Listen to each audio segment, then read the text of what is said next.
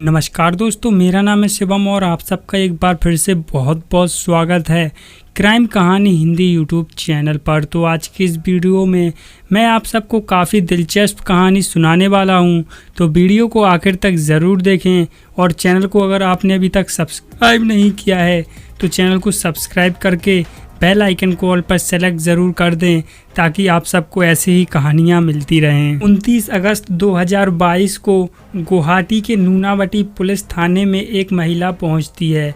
वह महिला बहुत ज़्यादा परेशान थी और उस महिला का नाम वंदना कलिता था। महिला ने बताया कि उसके पति अमर ज्योति डे, जिनकी उम्र 32 वर्ष और 62 साल की उनकी सास शंकरी डे कहीं लापता हो गए हैं। उसने दोनों की तलाश करने की कोशिश की लेकिन वो उन्हें नहीं मिले।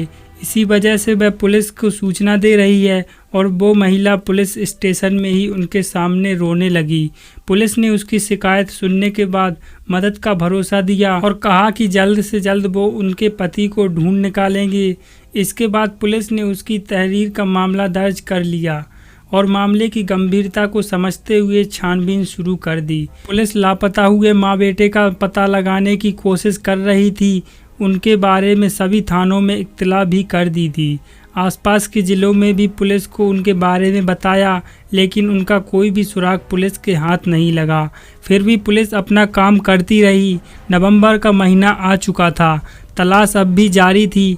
इसी दौरान एक शख्स नूनावटी पुलिस थाने पहुंचा। उसने खुद को लापता हुए अमर ज्योतिड़े का कजिन बताते हुए पुलिस को तहरीर दी, जिसमें अमर ज्योतिड़े और उनकी मां शंकरी डे के लापता होने की शिकायत के साथ अमर ज्योति की पत्नी वंदना पर भी शक जाहिर किया गया था। साथ ही उसने बताया कि कुछ दिन पहले ही उनकी लापता आंटी के बैंक खाते से पैसे निकाले गए थे।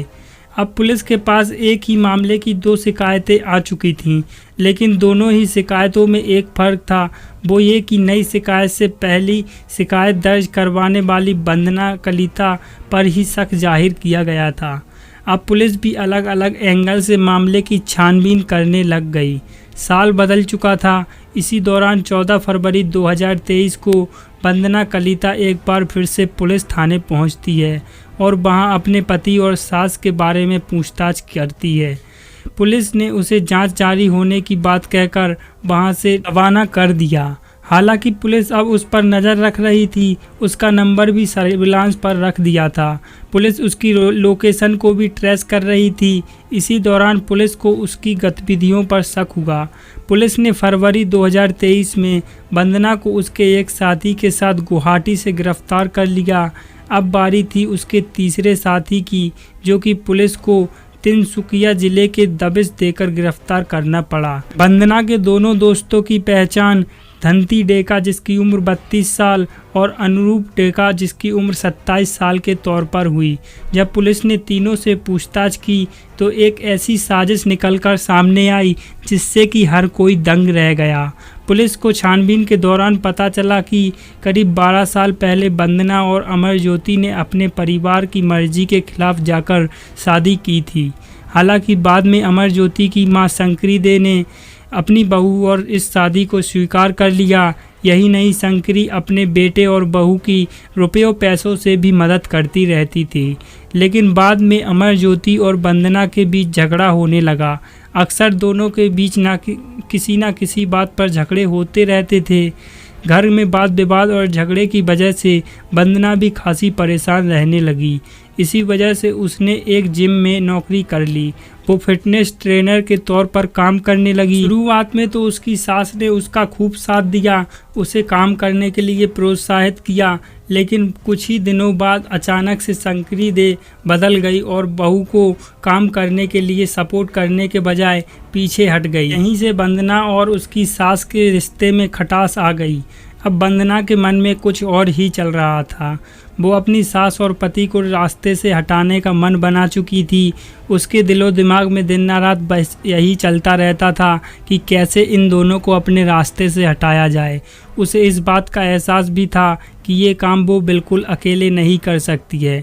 इसलिए वंदना ने अपने 2 दोस्तों को सारी कहानी सुना दी और उन्हें भी अपने इस खौफनाक प्लान में शामिल कर लिया। 26 जुलाई 2022 उस दिन दोपहर का वक्त था। अमरज्योति किसी काम से बाहर गया हुआ था। घर में शंकरी और उनकी बहू वंदना अकेली थीं।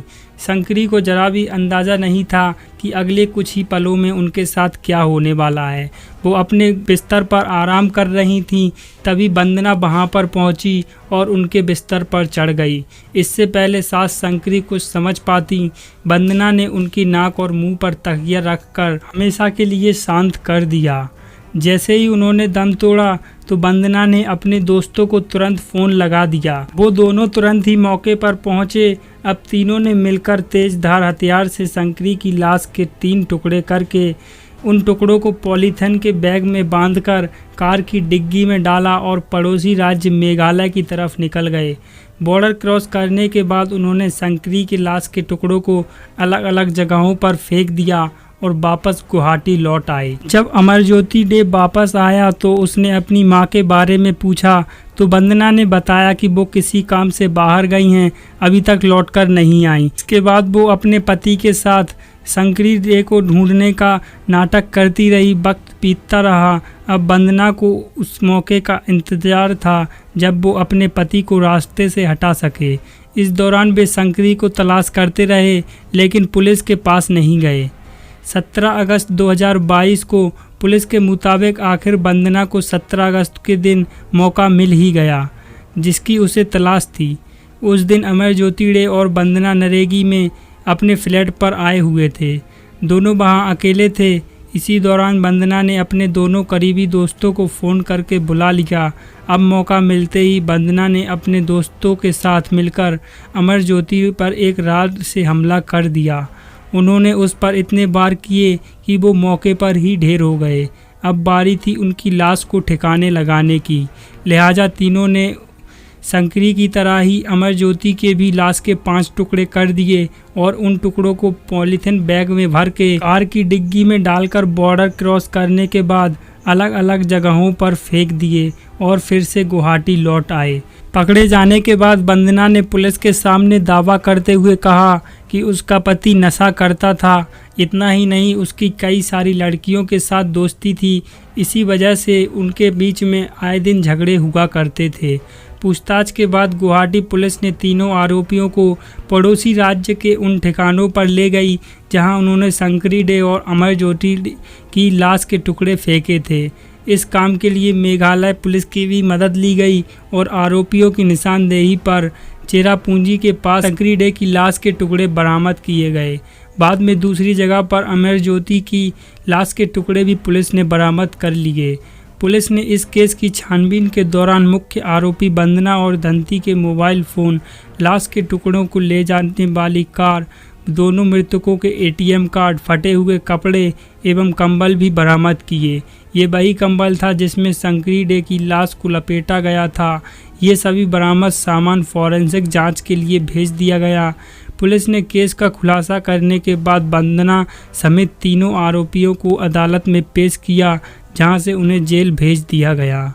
तो दोस्तों, आज की यह कहानी आप सबको कैसी लगी कमेंट करके ज़रूर बताएं। इस कहानी ने मानवता को शर्मसार कर दिया और इस वजह से यह काफ़ी ज़्यादा दिल दहलाने वाली कहानी बन गई। तो ऐसी और भी कहानियाँ सुनने के लिए हमारे इस चैनल को अभी सब्सक्राइब करें और बेल आइकन को ऑल पर सेलेक्ट ज़रूर कर दें। मिलते हैं नेक्स्ट वीडियो में, तब तक के लिए जय हिंद, वंदे मातरम।